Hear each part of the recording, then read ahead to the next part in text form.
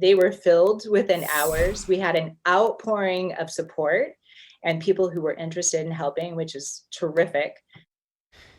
With millions in Arizona anxiously waiting their turns to get the COVID-19 vaccine, people are overwhelmingly turning to service to get their shots. And they're doing it by spending hours helping at state-run vaccine sites, earning their first doses at the ends of their shifts. A Valley nonprofit helping people register says 15,000 people jumped at the chance to volunteer as soon as sign-ups started. Jared, I think you're one of them. Our Whitney Clark joining us live in Phoenix to fill us in on the need for help and when more opportunities are going to be opening up. Hi, Whitney.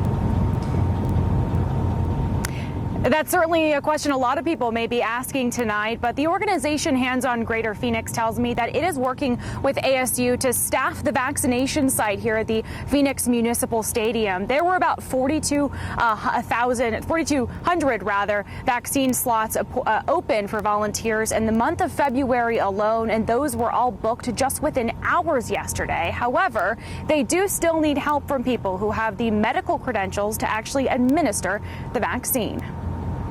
With decades of experience as a nurse practitioner, Maryellen Quinn, who's now retired, went to a medical mission in Mexico, but never saw anything quite like the COVID-19 pandemic. It was so helpless up until this, and now I feel like, okay, there's something those of us out there in the community can do to get our community vaccinated. She's volunteering next week at Phoenix Municipal Stadium. You are outside, weather dependent, right? You're on your feet all day long. They're very good at providing beverages and snacks and a meal and all of that. But I mean, it's work. HandsOn Greater Phoenix still needs clinical staff like Dr. Quinn. Our site crashed yesterday. The organization inundated with thousands of emails and hundreds of phone calls about volunteering for opportunities like checking people in that don't require a medical background. These sites could not run without volunteers. It's what's making them tick out there. About 200 are needed a day to move people through the line, verify information, and more. There's still a lot of other need out there. So if people are really hankering to volunteer, really want to get involved, our food banks and our food pantries still really need a lot of support. Dr. Quinn calls this a unique opportunity to participate in history and hopes people will continue to pay it forward. There's just a feeling you get from knowing when that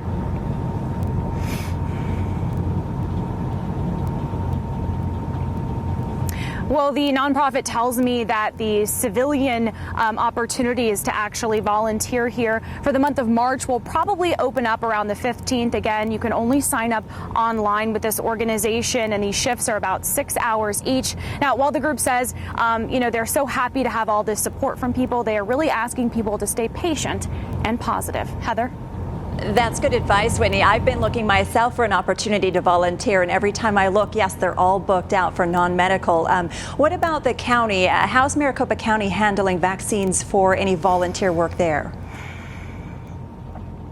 So a spokesperson for Maricopa County says at this point they don't have a great need for volunteers, but there is a process that you can go through, and you can check on that online. We'll have a link on our website. Now, in terms of the volunteers actually getting the vaccines at the Maricopa County vaccination pods, that is not a guarantee. It's something they might be eligible for depending on, of course, what's available at the end of the day. But again, of course, it is not a guarantee at those county-run sites. Heather?